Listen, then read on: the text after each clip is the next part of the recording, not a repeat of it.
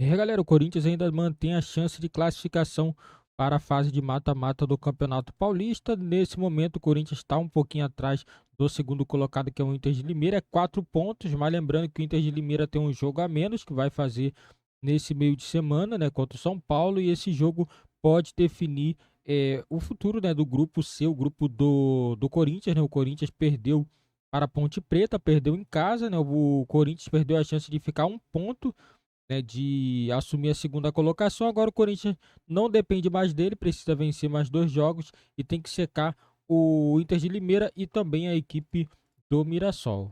A entrega também, mas você e o Zinho tiveram em campo.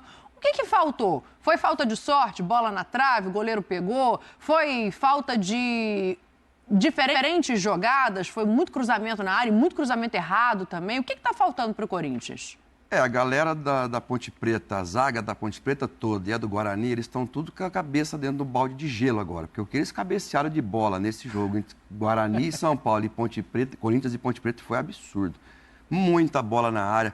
Agora, o Pascoal falou a questão do Cássio, que demora um pouco mais para voltar, mas não é só o Cássio, né, Pascoal? São todos os jogadores dos times grandes que jogam no Campeonato Brasileiro de Série A. Por quê? Porque qual a diferença do Flamengo hoje para os outros clubes? O gol que o Everton Cebolinha faz, nos toques de calcanhar, quando você não está ainda 100% fisicamente, o que aparece é a técnica diferenciada. Então, os times que têm os jogadores com a técnica diferenciada, o pouco que o Lucas Moura entra no jogo contra o Guarani já muda. O caso do Corinthians também, só que o Corinthians tem um detalhe, mudou a chave da briga. O Corinthians voltou a brigar dentro do campo, o Corinthians é valente dentro do campo, todo mundo se doando. Agora, ainda não tem o entrosamento, por mais que andou ganhando jogos importantes, não tem o entrosamento que se precisa. Esse menino Wesley, para mim, é muito bom jogador. Esse aí, para mim, sobressaiu demais. E achei que o Gustavo, ele não gosta que chama de mosquito, né? Mas o Gustavo, eu acho que demorou para entrar. Porque ele é o outro lado que vai para o mano a mano, que desequilibra, tal. Entrou o Pedro Henrique. Romero não teve bem, entrou o Pedro Henrique, que também tentou. Mas você falou uma coisa muito certa, a Ponte Preta faz um gol cedo e se fecha ainda mais do que se fecharia se estivesse empatando o jogo. Então, assim, um jogo na própria casa do Corinthians, que o Corinthians brigou, batalhou, o Yuri Alberto, todo mundo achou que ele não voltaria por conta da joelhada do Murilo Cerqueira, mas jogou, brigou novamente. Agora, a situação é delicada por conta da tabela. Então, está muito distante. Não depende só de si. Depende muito, depende de São Paulo, depende do fora no meio de semana. De Mirassol também, né? Depende do Inter de Limeira e São Paulo. Se a Inter de Limeira ganhar do São Paulo, o jogo é lá em Brasília, né? Sim. Se a Inter de Limeira ganhar do São Paulo, vai complicar a vida do São Paulo e tira o Corinthians do campeonato. Sim. Já tira oficialmente? Oficialmente tira o Corinthians, porque é só fazer uma conta. O Corinthians não terá... Daqui a pouco a gente faz essa conta, vou olhar a tabela com calma. Faz a conta. Sim, só quero ouvir o Zinho sobre a partida, Zinho. Também quero a tua impressão, o que você achou que faltou para chegar à vitória. Assim, a primeira derrota do Antônio Oliveira, Pascoal, né? Tá acelerado, O Pascoal já entrou aqui na quinta marcha, meu filho. Tá pensando o quê? Ô, Zinho, já trabalhamos junto ontem, já tô ligado, hein, Zinho? Tá ligadão. Tomou aquele whey também, Pascoal? Não, aqui é só água. Aqui é só águazinho. Aqui é o natural, é água. Ô, Dani, muito boa noite pra você, pro Silas e pro Pascoal e pro fã de esporte. É engraçado, né? Vamos exaltar a Ponte Preta. O Corinthians não fez por merecer. 26 finalizações e não teve a competência de botar a bola pra dentro. Então vamos exaltar a Ponte Preta, que se defendeu bem, tá no futebol, tá também nas possibilidades, um time com menos qualidade, menos investimento, que vai jogar na casa do adversário, que vem um pouco empolgado, sabe por quê? Porque empatou com o Palmeiras. E todo mundo ficou exaltando o empate do Corinthians. Uau, o Corinthians foi buscar o empate, que isso? Olha que raça, que disposição, que... Eu só vi elogios pro Corinthians no empate contra o Palmeiras. E o Palmeiras dominou o jogo, e o Palmeiras teve as melhores chances, e o Palmeiras finalizou mais, o Palmeiras teve mais posse de bola, o Palmeiras teve a chance de ganhar demais, estava 2-0, podia ser mais, e todo mundo exaltou o empate do Corinthians. Então eu vou exaltar o empate da Ponte Preta, que foi guerreira e conseguiu um resultado espetacular para conseguiu a vitória, né? na Neoquímica e que colocou ela numa situação maravilhosa de classificação e deixou o Corinthians muito, mas muito complicado para conseguir uma classificação. Mérito da Ponte Preta. Eu acho que é uma boa maneira de olhar também, né? Eu só fico pensando no modelo de jogo. Eu entendo o que o Tetra está falando. Obviamente, o Palmeiras foi superior. E acho que até por isso se enalteceu o Corinthians naquele momento. Porque pelo desenho do jogo, o que se imaginava, chegando ali no final do segundo tempo, era uma derrota do Corinthians. Quando o empate vem com 2 a menos no finalzinho, isso tem um valor, tem um peso. E aí, pensando no jogo de ontem, no que a gente está vendo aqui, não, com certeza, você está correto. É porque o enaltecer é pela circunstância, né? Ganhou. Exato. A Ponte ganhou. Só que a Ponte também deixou a bola com o Corinthians depois de fazer o seu gol. A Ponte também abriu mão, e talvez isso justifique o número de finalizações do Corinthians. É uma estratégia de jogo, não tem nada de errado nisso. Mas isso também não mascara um pouco os números, assim. O Corinthians teve a bola, o Corinthians finalizou, mas entrou uma tela que ela passou rapidinho. Pode voltar ela pra gente, por favor? O número de cruzamentos errados do Corinthians é um negócio impressionante. Tentou 55, acertou 12. Criou 10 chances. 55 para 12 certos, né? O Raul nem estava lá, hein? É. Se você tem um gigante lá para... né? Nem estava lá. Porque é o seguinte, o jogo é assim. Eu até queria fazer uma menção honrosa para esse menino que está atrás de você aí. Ontem ele deve ter corrido, esse Garro, ele deve ter corrido uns 14 quilômetros no jogo. Porque jogador de futebol na primeira divisão corre entre 9 e 11 quilômetros por jogo. Ontem ele deve ter corrido 14. Porque o que ele correu ontem, o que ele quis a bola, o que ele se movimentou, parabéns. O Garro tem demonstrado até para a torcida do Corinthians que ele a expectativa da torcida do Corinthians está sendo superada pelo que o Garro está fazendo. Porque o Garro não tinha toda essa vibração jogando no futebol da Argentina. Agora no Corinthians ele sentiu que no Corinthians precisa ser assim. Né? Então, ao contrário do Rojas, né? Porque o Rojas parece, toda vez que ele entra em campo, ele fez uma endoscopia. Você já fez endoscopia, não? Não. Toda vez que ele entra em campo, parece que ele fez uma endoscopia. Porque quando você faz endoscopia, você toma uma anestesia, você fica meio que suave. Não é? Eu nunca fiz endoscopia. Então, o cara já me contaram. Então, assim, você vai fazer endoscopia, aí você fica meio que assim, meio que levinho, entendeu? Meio que isso. É o Rojas quando entra no time do Corinthians. Entendeu? Agora, o Garro não. Ele está sempre ligado no 220, ele está sempre querendo. Quero fazer uma menção honrosa para ele, pela atividade dele dentro de campo. Foi um jogador espetacular. Agora, eu vou dar razão pro Zinho numa coisa. E mentira? Não, vou dar razão. Porque é o seguinte... Segunda-feira, 6 horas e 19 minutos. Muito obrigado. Eu agradeço a todos vocês. O que acontece é o seguinte... Fala de novo aí que eu vou filmar. Fala de novo que eu vou filmar. Mas não precisa filmar, já está gravado, Zinho. Já tá isso aí, você não precisa gravar, não. Ô, Zinho, deixa eu explicar para você. Eu vou filmar no meu celular. Ô, Zinho, fala aí que eu tô aqui pro meu telão. Você trabalha na televisão, Zinho, você não precisa filmar, já está gravado isso aí. Deixa eu explicar para você. Eu vou botar aqui no meu celular, pô. Quero dar razão. Agora, então, presta atenção. Quero dar razão pro Zinho numa coisa. A gente já viu o Corinthians ganhar um jogo do Palmeiras, no campo do Palmeiras, no Allianz Parque, jogando todo atrás. Deu um chute no gol, fez 1-0 e jogou tudo na retranca. E o pessoal achou uma maravilha. Achou uma maravilha. É isso aí. A Ponte Preta fez exatamente o que o Corinthians fez contra o Palmeiras naquele jogo da Neoquímica Arena. Sim. Foi aquele lateral esquerdo que está agora no América Mineiro. O Avelar. O Avelar que fez o gol, inclusive. O nosso produtor vai lembrar. Já foi aqui, ó. Você acha que eu que lembrei? A memória que eu tenho. É ruim. O Corinthians jogou 89 minutos dentro da grande área. E era bico para cima e bico para o lado. E os caras acharam uma maravilha. Foi até o dia que passou um avião com uma faixa ali, dizendo que o Palmeiras não tinha Mundial. Vocês estão lembrados desse jogo.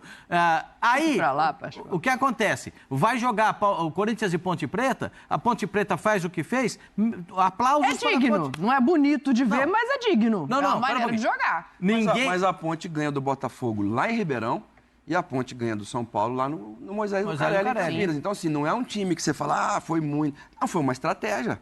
E não é proibido jogar assim, Não. Não é proibido.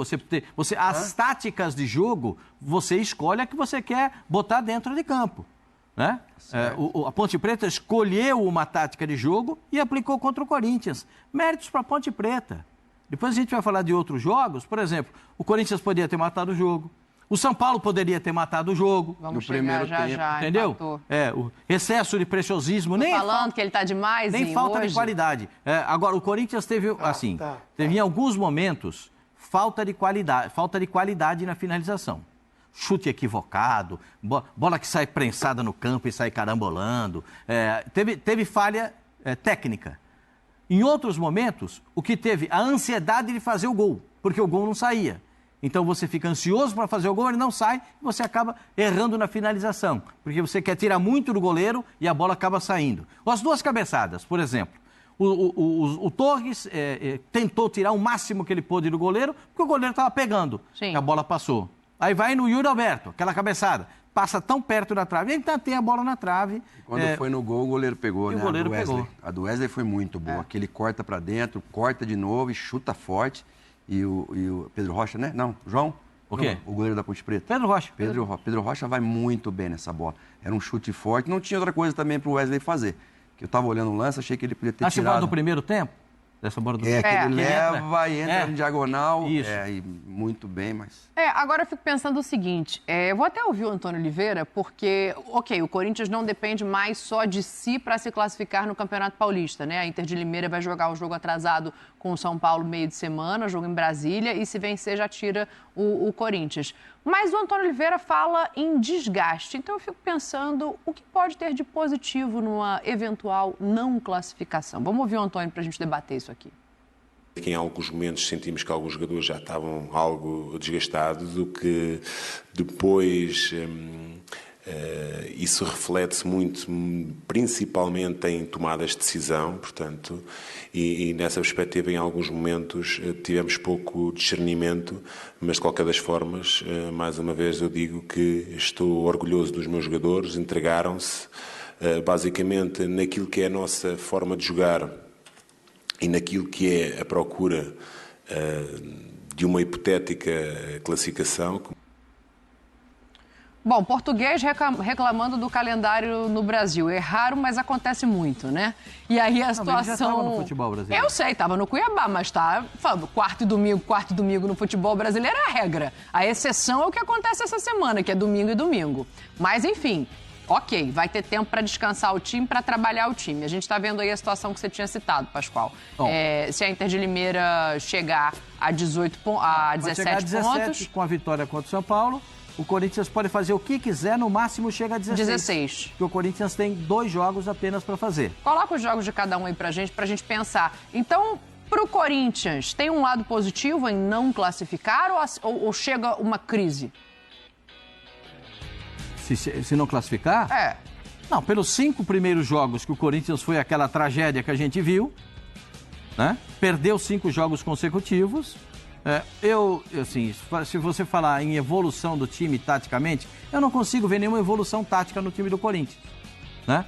Porque o Corinthians ainda não tem alternativas táticas para momentos do jogo, né? Tem um jogador na frente da zaga, o Ranieri, que é um bolão. É a melhor contratação do Corinthians. Um bolão.